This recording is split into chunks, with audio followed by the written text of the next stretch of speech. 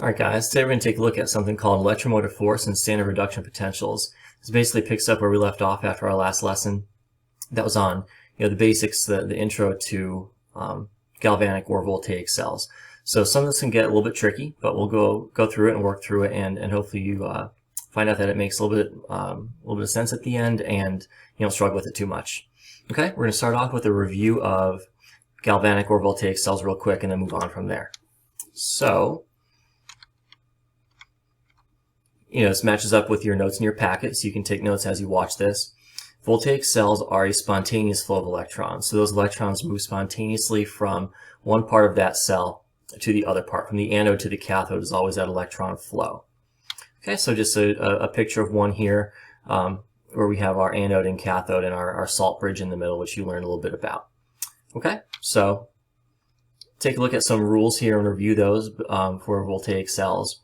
The anode, we consider that the negative side because that's our source of electrons. So it's might be a little weird because the electrons flow from this side, so you wouldn't think it would be negative. But we assign the anode as the negative side because it's that source of electrons, and electrons are, of course, negative. So here's an example of an oxidation reaction. So we have X yields X2 plus 2 electrons. So you can see here that the 2 electrons are being lost. And oxidation is lost from that little saying, oil rig. Oxidation is lost, and reduction is gain. Okay? So oxidation is going to occur at the anode. I remember that because both the A and the O are vowels. So I don't know if it's a good way or not to remember that, but that's how I remember it. Another way to remember it is this little picture down here, where we have a picture of an ox. So AN stands for anode, and ox stands for oxidation. So I sometimes say that to myself too. Even at this point in my career, I still say an ox or red cat, and you'll see what I mean by red cat in just a second. Because if you look at this equation, you have X yields and then an ion. That ion is going to be in solution. So the X is your solid piece of metal. That solid piece of metal is turning into an ion, and 2 electrons are being lost. So that means the mass of your electrode is going to decrease. So eventually, the anode would go all into ions and those 2 electrons being lost. You wouldn't have any of that solid metal left. Cathode is basically the opposite. So we consider this the positive end because that's where the electrons are flowing to. You can see cathode, the T looks like a positive sign if you want to remember it that way. Electrons flow from anode to the cathode, and you can see that this is going to be reduction. So reduction, our red cat, so reduction, red, happens at the cathode, cat. So simple way to remember that, an ox and a red cat. Mass of the electrode will increase on this side because you have your some element, right, some ion here, Z2 plus 2 electrons. You are gaining those 2 electrons. Remember that reduction is gain, that rig, RIG, and then you make solid Z, whatever element that may be. Okay, so that is your general overview of a voltaic cell. A couple main rules here. At the anode, the electrons are products. That's what oxidation reaction looks like. We just went over that on the previous slide. At the cathode, electrons are reactants or reagents because they are being gained, right? So if you are gaining something, it's on that reactant side. And number 3 is kind of a silly rule, but electrons cannot swim. What's that mean? Electrons can't go through the solution. The electrons have to travel through some external means, and that is going to be, in our case, a wire. Okay, so some wire that conducts electricity very well, where the electrons flow easily. So that's where the electrons are going to move. That's how they're going to move. Electrons cannot move through the solution that you guys have. They can't move through the salt bridge. It doesn't work that way. The electrons have to move through a piece of wire. So that's a really important rule to remember, and that's something that students sometimes make mistakes with. They think electrons could swim through the solution or go through the salt bridge, and that's not the case at all. Okay, so we will review the salt bridge a little bit on the next slide, I believe. And I don't think this is in your notes anywhere, but just kind of neat to see what some of the salt bridges look like. So in this case, on the upper left-hand corner, a salt bridge could be simply a piece of filter paper soaked in some ionic compound or some ionic solution. You can have, down here, you could have like a gel salt bridge. There's a little gel or disc in here. Some cotton or some, like literally a paper towel, and your ionic compound in your salt bridge here in this little U-shaped glass tubing, or you can have this like a porous cup. I have a bunch of these at school, and you have one solution inside here, the other solution inside the beaker. You put the porous cup, which is your salt bridge, allows ions to flow through that inside that solution. Hook up your wires, and you can get some voltage passing through there.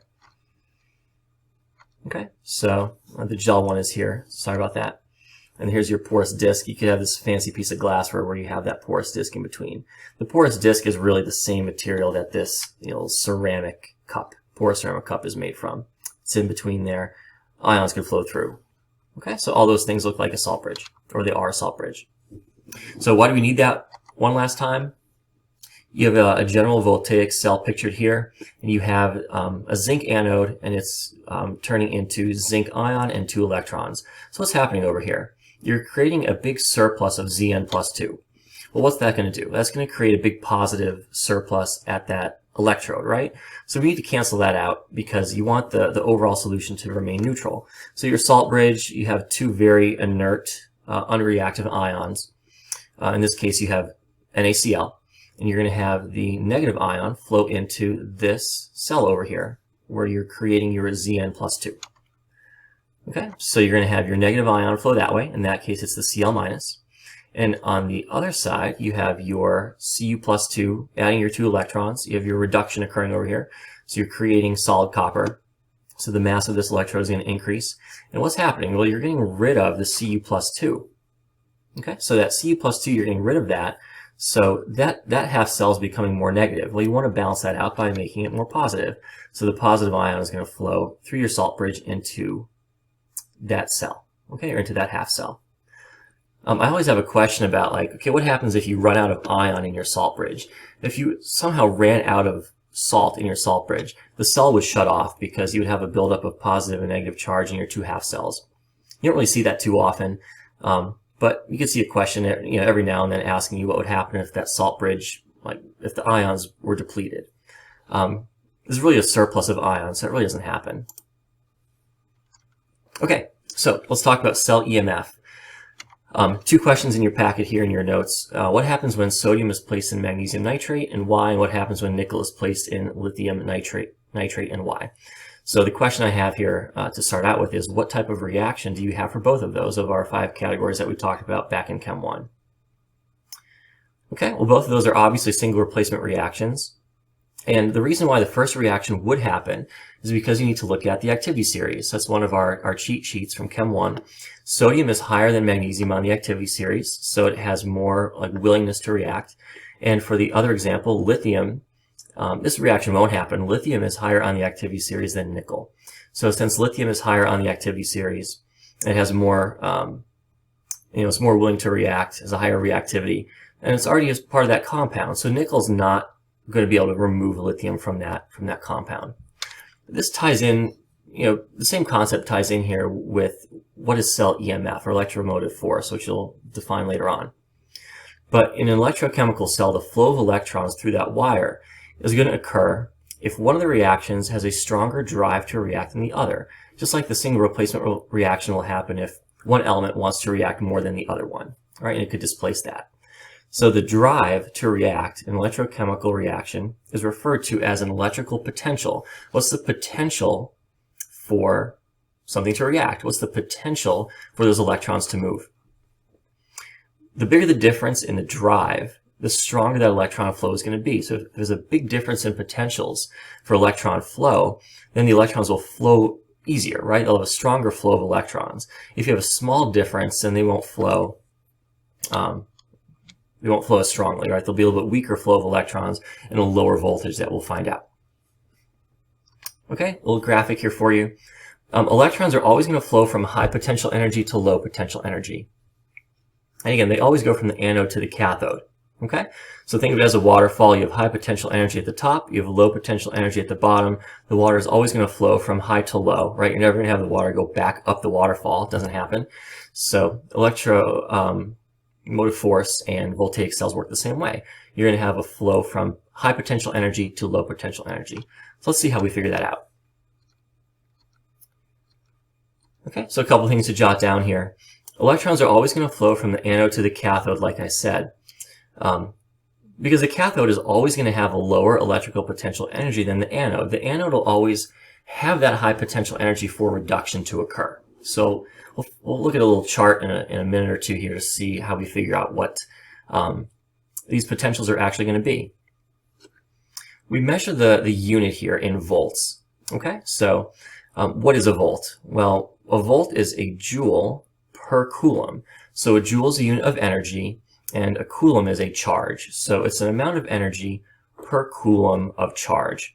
We'll take a look more at volts really for the last topic of this course, the last topic of this unit, which is electrochemical stoichiometry. So if you're looking for one last fix for stoichiometry, because some of you guys are into that, you'll get a chance to do that in a couple lessons towards the end of this unit here. Okay, but the unit we're going to focus on here is a volt for electromotive force. Okay, so the only way to measure an electrical potential, so how are the electrons going to flow, right? What's our stronger and what's our weaker potential there for that flow of electrons? You have to compare one half reaction with another one. So if you have one cell with copper and copper nitrate, another one with zinc and zinc nitrate, you have to compare those two potentials to see what your electron flow is going to be. Now we have like limitless potential here, like limitless options for different combinations we could put together of half cells. So this can get a little tedious and overwhelming. The graphic I have on here is you have a cell with V, X, Y, and Z. And you have another cell with V, X, Y, and Z. You can make all these comparisons between V, X, Y, and Z to see what your potential is going to be. So you can compare V on the left here to X, Y, and Z on the right and get three different values. Compare X on the left to V, Y, and Z on the right. And to do all these combinations and get very overwhelmed. So how can we eliminate that possibility here of doing all this work? What we can do is just compare everything. Like, for example, compare V, X, Y, and Z to just one other half cell. Okay, and if we compare all of it to that one half cell, we use that one as a reference, then we don't have to make all these other extra comparisons. So, the example I give here is kind of silly, but I have all these racing results. Here's a big race that occurred. James against Josh, and Jared, Jacob, Josiah, and Jeremy. Okay, so instead of comparing all these different racers to each other, we could try to compare all of them to one racer. So let's see if we can answer some of these questions, and it'll make this hopefully make sense to you guys. So who would win if Jacob raced Jared? So take a look at the questions over here and see if you come up with an answer for that one. Okay, now take a look at the next question. Who would win if Jacob raced Josiah? Okay, next one. Who would win, and by how much, if Jared raced Jeremy?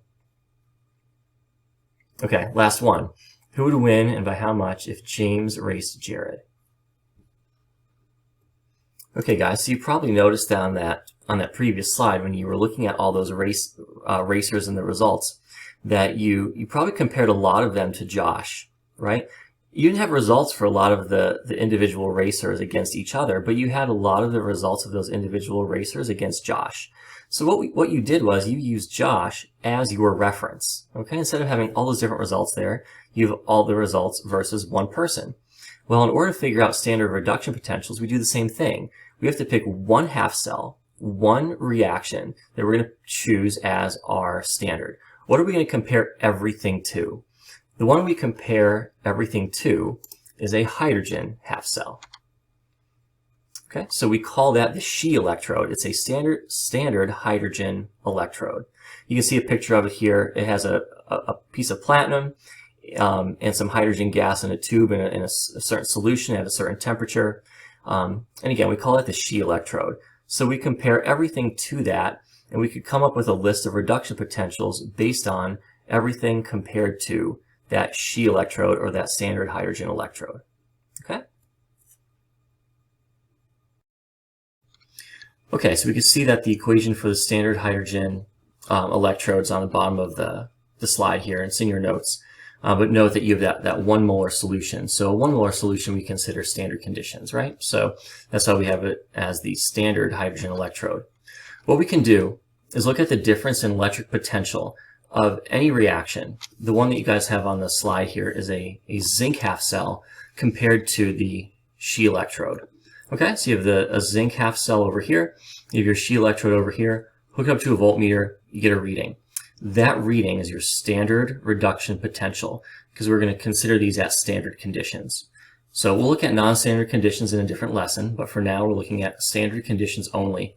You can see that the reduction potential between these two half cells is 0.76 volts.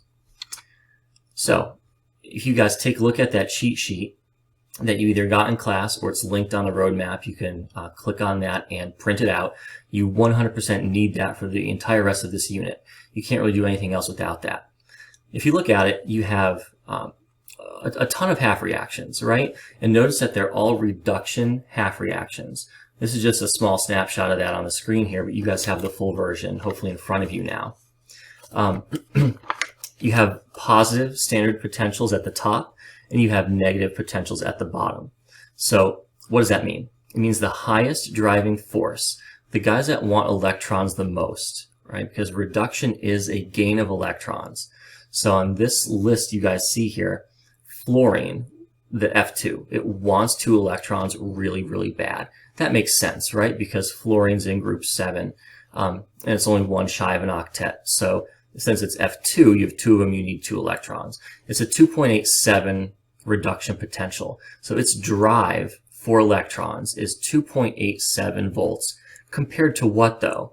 Compared to the She electrode right here, okay, in the middle-ish part of this.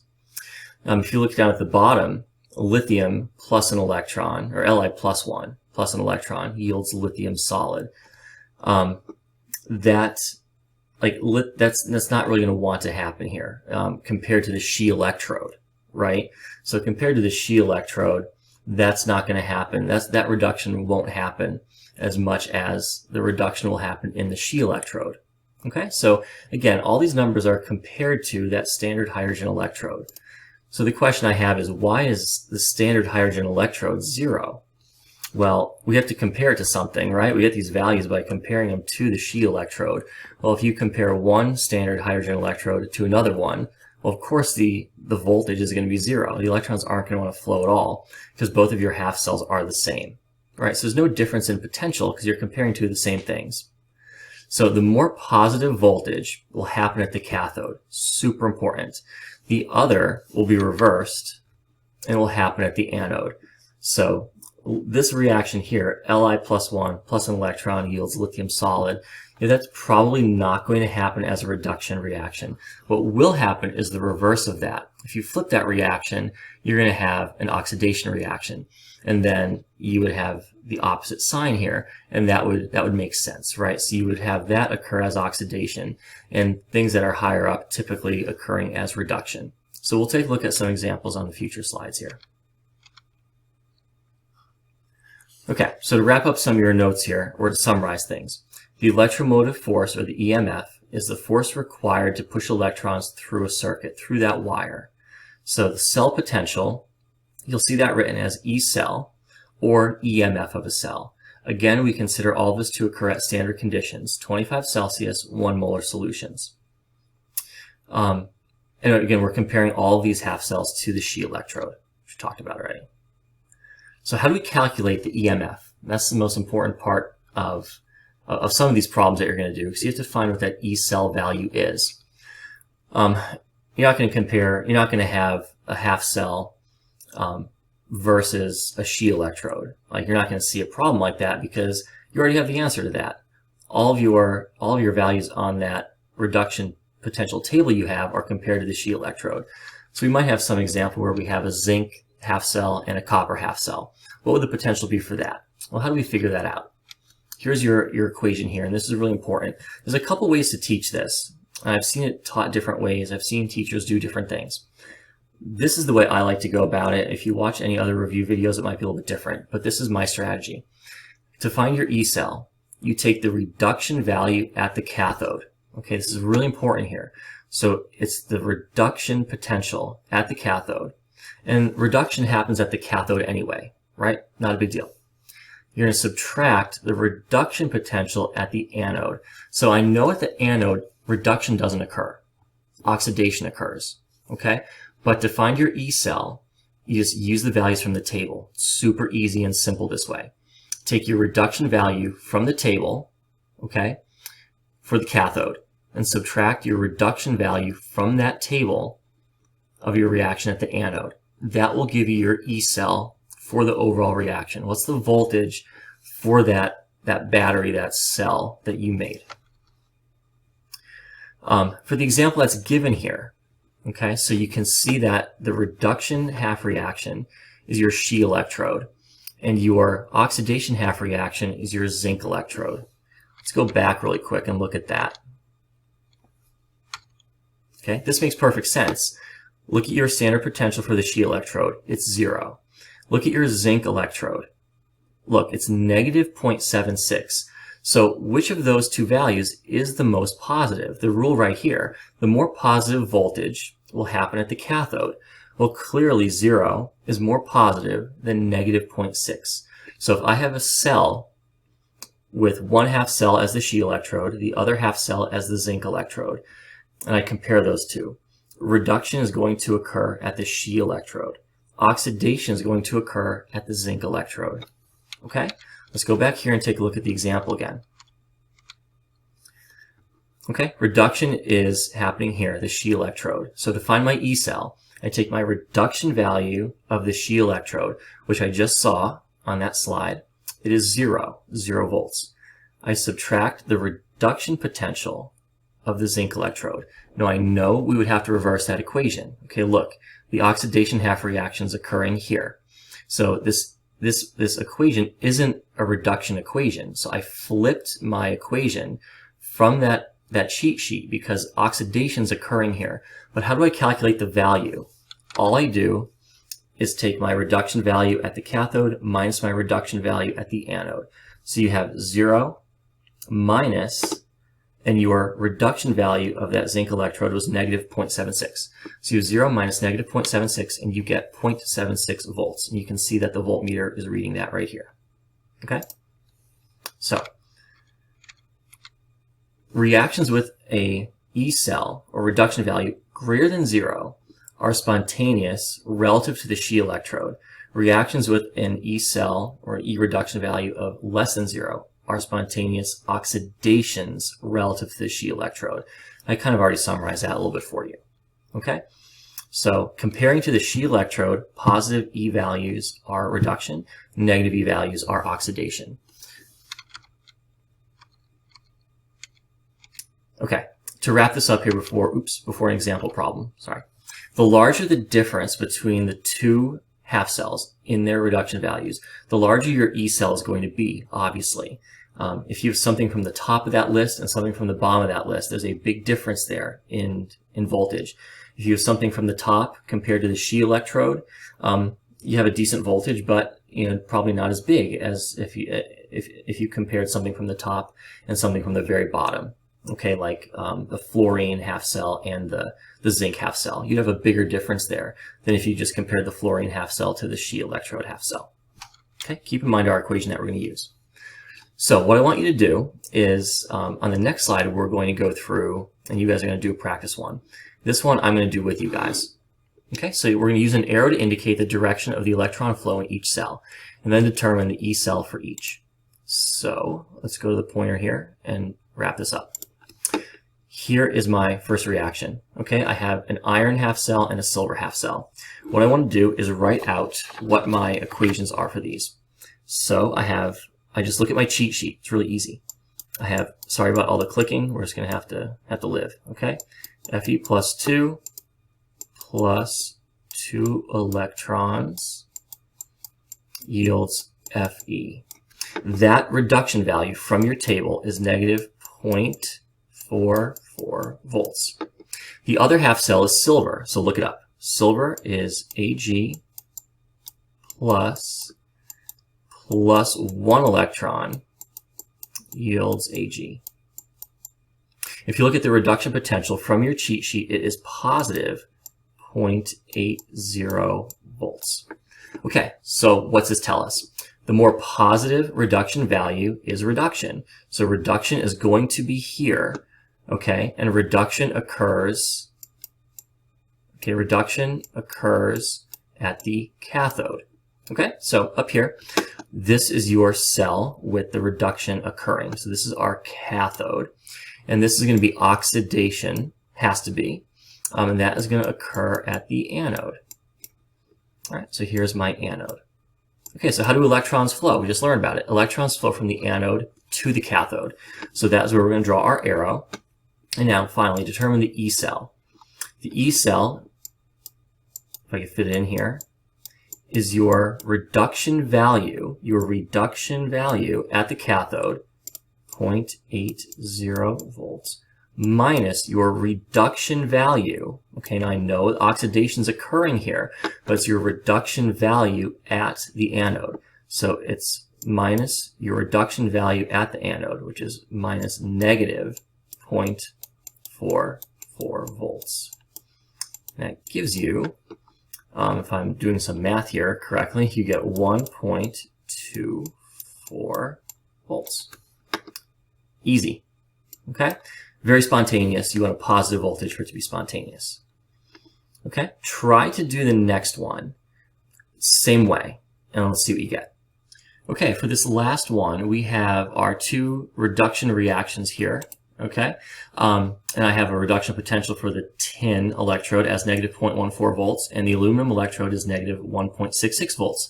So, which one of those would prefer to go through reduction? Well, if you compare the two of them, you know, none of them want to go through reduction in comparison to the sheet electrode, but we're not comparing that in this cell, right? So the tin has a negative 0.14, aluminum negative 1.66. Our rule is the more positive value when you compare two half cells is going to be the reduction reaction and the reduction value. So it's very obvious that the tin half cell has the more positive voltage, right? So that is going to be reduction, and reduction occurs at the cathode. So I labeled my cathode here for my tin reaction. My anode then has to be the aluminum half cell, and of course my electrons flow from anode to cathode, so I have my arrow going from the aluminum to the tin half cell. Now, to find E cell for this, all I have to do is take my reduction value at the cathode, which we said was the tin value, so you have negative 0.14 volts, minus your reduction value at the anode. So minus negative 1.66 volts. And I get an E cell of negative 0.14 minus negative 1.66. That gives us a value of 1.52 volts. Okay, so it still ends up being positive, which is what's supposed to happen, because a positive E cell means a spontaneous flow of electrons, and a voltaic cell is our spontaneous flow of electrons. Okay, that is what a voltaic cell is. Okay, guys? Hopefully that makes a little bit of sense to you. It can be a little bit tricky, but stick with it, practice, and you'll be fine. Well, I don't know if you can see this anymore, but I'll erase this for a second here. The more positive the reduction potential will undergo reduction. So that's really a key point here. Okay, last thing that you guys are going to do here is give this one a try.